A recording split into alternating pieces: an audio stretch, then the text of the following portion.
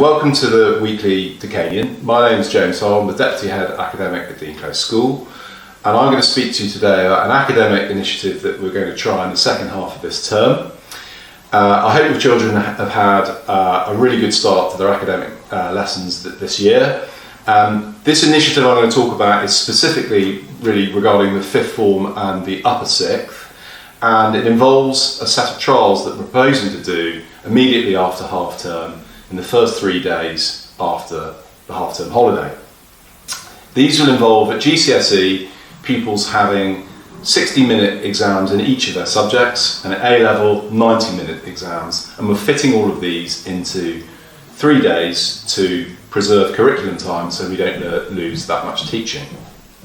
So that's the what of this. I'll now talk about the why a little bit. We feel that this is a really good time to prepare pupils for the January trial exams. This will give teachers and pupils something to work on in the second half of term to make sure that they're absolutely in the strongest position when it comes to the main trial exams in January. In some subjects at A-level, pupils are only able to sit 2 papers in January. This will give them the opportunity to do a paper they otherwise wouldn't be able to do, which is a good thing. And it also gives pupils the chance to practice under exam conditions, which we feel is a very important thing. So how will this work in practice? Staff will prepare pupils for what to expect in these exams. So there will be some revision that they'll have to do over the half-term holiday, but not a huge amount. As I say, they're only hour and a half exams.